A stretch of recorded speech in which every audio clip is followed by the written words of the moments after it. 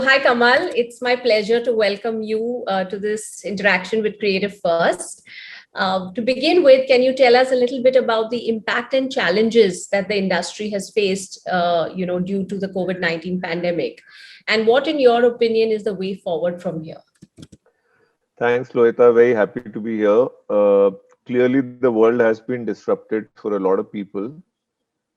As far as Indian industry, film industry is concerned, and more specifically Indian cinemas, we saw a drop of almost 96% in the last financial year, which is April 2020 till March 2021 period, which is a decrease of roughly 11,000 crores in revenue as compared to the previous year. These are challenging figures, and this is a direct consequence of the impact of COVID, which has caused months of complete closure, occupancy restrictions across the country, and then there has also been additional impact on revenues in terms of lost concession sales, screen advertising sales, and this whole situation, pandemic situation, has put the Indian cinema industry under a significant financial strain. Well, these are known facts, and despite all of these unprecedented challenges, cinema operators have shown their resilience, capacity to adapt to this new situation, and they've been preparing, implementing detailed health and safety guidelines. Uh, you would recall we had a permission to reopen in October 2020, and we were open till the end of March 2021. And during this period of close to 5.5 months, prior to reopening, there was a detailed preparation that cinema operators had done to ensure that there was a safe return of staff and cinema goers to the theaters. And also, once we reopened, the challenge that we were facing was that there was a lack of new film content, especially from the Hindi film industry, because the industry wanted all states to be operational. They also wanted the overseas market to be operational in some respects. So cinemas had this shortage of content, specifically from Hindi film industry, and that sort of forced us to concentrate our efforts after having reopened towards the promotion of regional films, foreign language films, and to that end, we saw a lot of success. I mean, Tenet, Master, which is a Tamil film, Wonder Woman 1984, Ruhi, which came out in March, Upena, which is a popular Kannada film, Jati Ratnalu, which is again a Telugu film, but a very small budget, almost with brand new actors, brand new director. And this film turned out to be a blockbuster, one of the biggest sleeper hits that we've had the box office.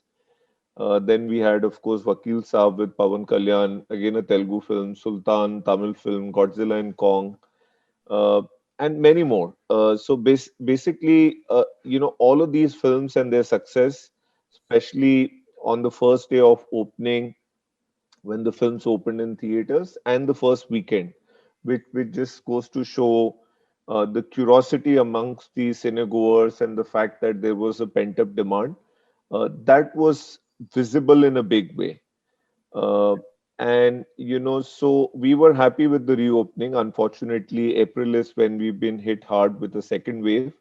But the results that we've had, specifically from Jan till March of 2021, is a cause for huge celebration. And it clearly shows that audiences are desperate, extremely keen to get out of the houses, and ready to flock back to watch films on the big screens once we have the permission to reopen. So, Kamal, I saw Tenet and Wonder Woman at PVR Icon, and I did on one occasion also book a ticket in the bigger screen. I can't compliment you enough, you and your team. It was a fantastic experience. Most of the things were contactless. But apart from really taking care of the safety and social distancing issue, how is PVR as a company strategizing, and what are the plans ahead? Are there any changes that you all are planning to do apart from just the safety and social distancing parameters?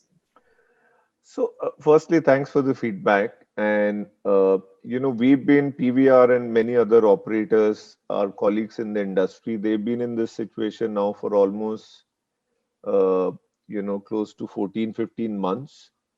And in this period, we've done a lot. I mean, this has been an unprecedented situation. None of the companies or executives had any previous experience of dealing with this sort of a situation.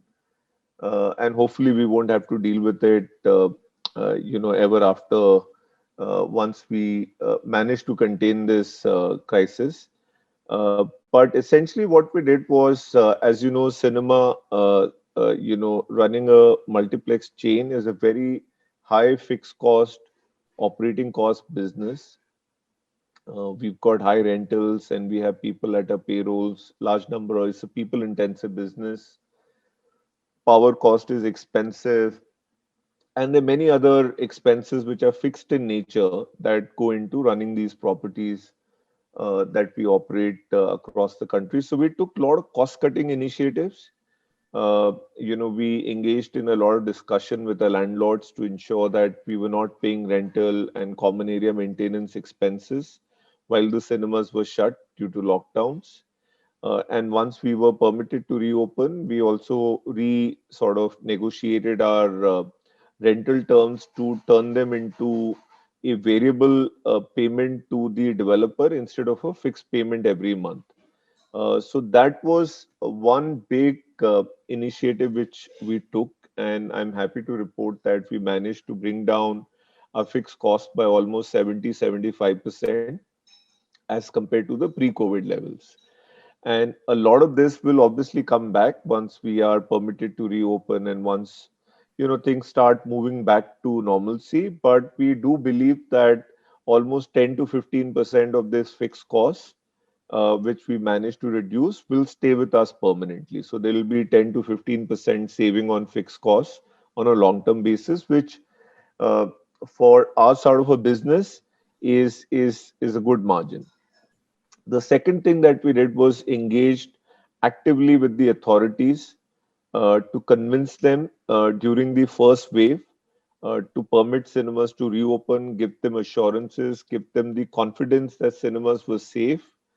Uh, and not just that, we also engaged with them for a lot of relief measures because cinemas were impacted not due to what the management team had done or not because what was happening within the business. It's not like films were faring badly. It's just that there was this epidemic and situation was out of control and we were told to take a shutdown. So keeping that context backdrop in mind, we requested the government authorities to also share with us a relief package so that the industry was supported and could come back to some sort of a recovery process at the earliest. So that's the second thing we did. And then of course there was a lot of engagement within our team because these were tough times. There was a lot of uncertainty. People had a lot of questions. uh, so we tried to engage with our team members. We were very transparent. We were trying to be as open as possible, but at the same time, we wanted to stay optimistic about the whole situation. And fortunately, the team rallied behind the company, and we've managed to spend these 14, 15 months with a fair degree of innovative ideas, coordination. So a lot of cost cutting that I spoke about earlier, a lot of those ideas and thoughts came from the team. And all of this was possible because we were closely engaged with the team. And then the other thing, two other things, very quickly I'll finish, were we executed the industry leading safety measures. The new safety protocol that I spoke about earlier, cleaning, distancing, digitization, which you also experienced firsthand when you visited one of our properties. So that's something which we did during the first wave, and we introduced all of these measures when we were permitted to reopen in October. And of course, the most important of all, cash and liquidity management is where we focused on because in this uncertain sort of a situation where we don't know when the second wave will recede and if at all there would be a third wave. what you hold as cash and how you manage your liquidity is extremely critical. So there's been a lot of focus in that area. Fantastic. Streamlining for success. Kamal, you are the president of the Multiplex Association of India. Could you tell us more about the association and what your vision is now that we're in a new, COVID and possibly a post-COVID era? No, absolutely. And MAI is a nationwide group of cinema operators that informs, educates, advocates on behalf of the cinema exhibition sector within the country. It works with the regulatory bodies, industry partners, and as you know, our industry partners tend to be different silos. So there is Hindi film, there is Tamil cinema industry, there is Telugu industry, Kannada industry, and so on. So we engage with all industry partners nationwide to raise the profile of cinema exhibition industry, to look for highlight opportunities and address various challenges that are faced by cinema exhibition sector, coordination issues that we have within the various sectors of film exhibition, film entertainment. MAI was established in 2002, and it operates under FICCI. Almost 80% of countries' multiplex operators uh, are part of the association. Right. In terms of vision, at this point, the focus is to ensure that cinema experience is available for future generations and that our members get to the other side of this crisis at the soonest possible. So, right now, the focus is on here and now, ensuring that the industry is able to deal with this crisis and we get to the other side of the crisis at the soonest possible. But on a more long-term basis, we would like MAI to lead the cinema exhibition to new heights by pursuing opportunities that can help exhibitors increase revenues, increase global collaboration. We actively engage with the global associations, and we would also want to diversify membership, also have the single screen exhibitors as part of the association as we move forward. So you spoke about, from a vision point of view, you are looking at focusing on increasing revenues as well as including single screens. So do you think as part of the upcoming initiatives in the future, you would, include anti-piracy campaigns, which you all have successfully done in the past? I think it was the most visible campaigns. I remember seeing it personally when I visited the cinema. Do you think there's a need for that? And, what's your opinion on copyright infringement, which begins in the cinema? I think piracy is the number one challenge that our industry faces. We lose crores and crores of rupees every year due to piracy. Uh, and as exhibitor, as association, nothing will give us more satisfaction if the government could become more active, if we could influence, uh, the regulatory environment to become much more stricter. Uh, if the enforcement departments could act with more rigor and deal with piracy in a much more stringent manner, nothing will give us more satisfaction but to see all of these things. uh, and yes, absolutely, we do everything that's possible, whether it's running campaigns within cinemas, collaborating with our content suppliers, studio partners, and ensuring that we take all precautions. We take remedial measures in case if there is piracy from one of our properties. So we do everything that's possible, and we are totally committed, and we will continue to sort of work on this problem that we have in our industry. Right. Kamal, moving on to, the growth in cinemas and screen density. What are your views on, how the growth indicators are progressing, and where they were before the pandemic? See, the Indian cinema exhibition sector was growing by about 350 to about 500 screens every year pre-COVID. Uh, Definitely because of COVID, everything has come to a standstill. I think the exhibitors focused last year in 2020 on opening theaters which were near ready. And my sense is 2020, we've not looked at the actual data, but the total screen count that got added wouldn't have been more than 60 or 70 screens. This year will be no different. It'll probably be less than last year. I think we will start seeing some rebound by the second half of next year, which is 2022, that's when we expect the exhibitors to start refocusing on growth.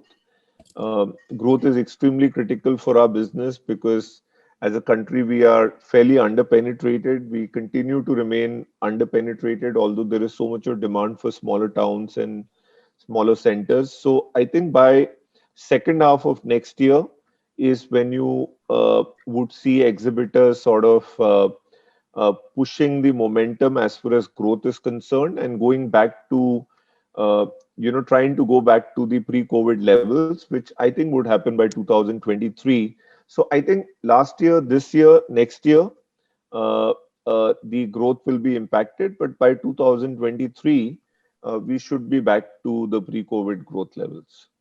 And in 2023-24, what do you think would be the challenges? Because we've had a challenge of growing the number of cinemas in this country. What do you think are those main challenges, and how do you think we can overcome that? Challenges remain exactly the same. The retail infrastructure in our country is extremely expensive. So as exhibitors, all our cost, barring maybe people cost, is the same as what the international operators are spending or investing. So whether it's power costs, whether it's the projectors, sound, carpet, seats, all the infrastructure that we invest into is the same across the globe, but our rentals are just way too expensive. And that's where the biggest impediment we face vis-a-vis growth. So I think our growth is dependent on the growth of retail infrastructure, and the faster malls and the other retail facilities grow in the country, the faster would be the growth of multiplexes. So I think the biggest challenge is that, and of course, COVID, the hangover of COVID would be there for at least 2.5, 3 years. Uh, and it would help to accelerate growth if the government comes out with policies, schemes which are friendly vis-a-vis growth. You would recall that Maharashtra government, Gujarat government, and many other state governments had come out with what was known as entertainment tax holiday, almost 15 years back. And that sort of gave a lot of momentum to the growth of multiplexes at that time in the states like Maharashtra and Gujarat. And what we see today is a result of those policies which were implemented about 15 years back. So I think this is a good time for the government to relook at the policies and if they can muster, and I know government is under a lot of demand from various sectors, so it's not an easy ask, but if they can muster some sort of a financial policy incentive which would encourage operators like PVR and our other colleagues to invest more in the business, that would be more than welcome. That's a great point. Kamal, in recent interviews with other industry leaders, common opinion has been that the growth in over-the-top services or online curated content, has led to home consumption. And they believe that this will not really impact the theater-going crowd because, of the sheer experience of going to the cinemas. What's your view? Well, you said it all, and I totally agree with the point you made, and some of the other colleagues in the industry have made. The fact is that people have been writing off movie theaters for the last 100 years. Many events that should have killed the cinema industry, whether it's the World War, invention of television, invention of VCRs, DVD, now internet, streaming, various terrorist attacks. The fact is that cinema industry continues to rise each time there is a crisis, and each time they rise stronger than before. The appetite for films to be seen in cinemas is insatiable, especially in times of trouble and uncertainty. Uh, like the time that we're facing today, where people are uncertain about the future. People want to escape and they want to be entertained. Uh, and there is something special about experiencing a movie in a social environment, which is unlike anything else. So streaming platforms are great entertainment formats. I mean, I use Netflix, Amazon, Disney Plus, and many other platforms. But even on the biggest of television screens with the most sophisticated sound system, the experience will never compare with seeing a movie in a theater.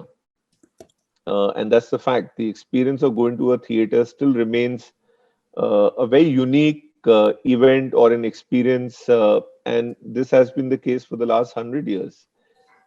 Even an average film, some of these films with big stars, without taking names, which don't look so good when you watch them on television, but when you watch them, when you get ready, you make a plan with your family or with friends, and you go to a theater, and the whole experience of being in a glamorous movie theater, that even makes an average film looks better.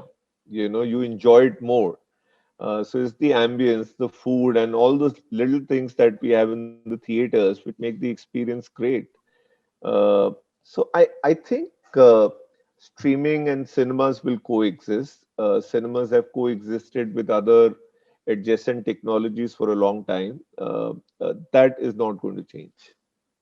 So on the subject of cinema experience, how do you think innovation will play a huge role in on the audience engagement and also improvising the overall experience of cinema?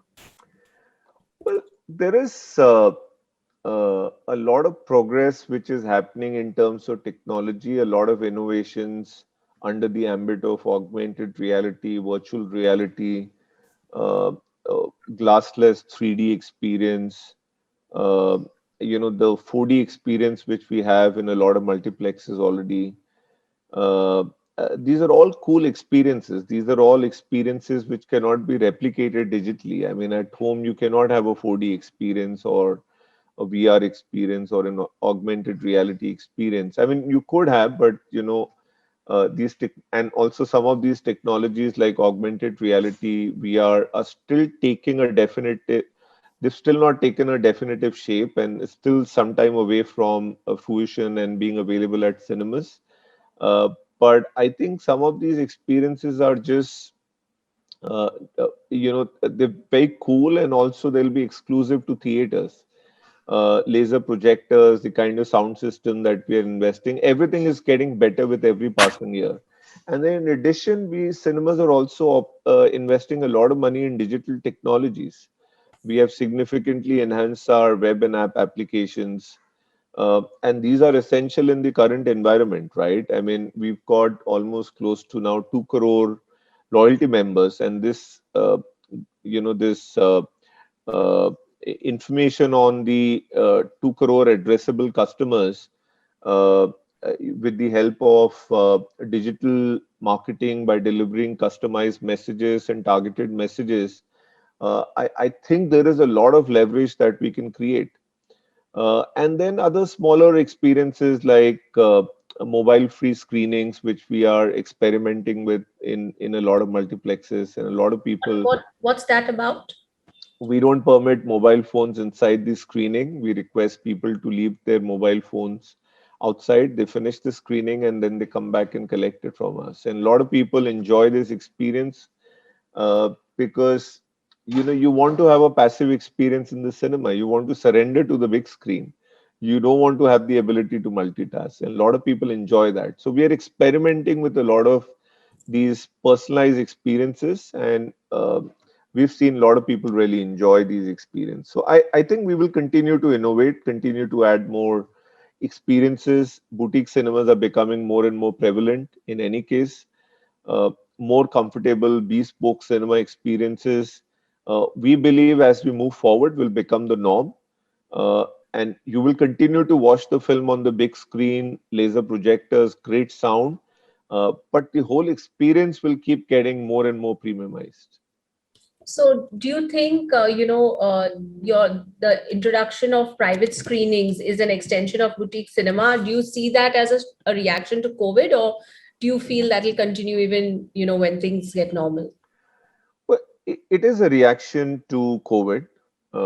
PVR has consistently tried to put the customer first, and when we recognize that people had these apprehensions where they didn't want to be inside the auditorium with people they don't know. A lot of people had these apprehensions. We were happy to introduce this initiative, and we are happy that thousands of moviegoers have attended our private screenings. They've enjoyed this immersive cinematic experience in a dedicated auditorium and with a trusted group. They've come with their family members and friends, people they trust.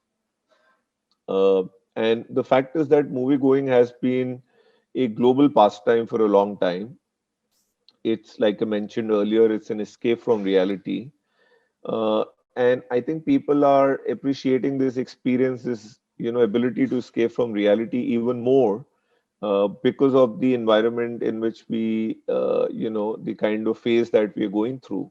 So we will continue to innovate while it's tough to predict what will happen once we manage to contain COVID. But our sense is that this initiative has long legs.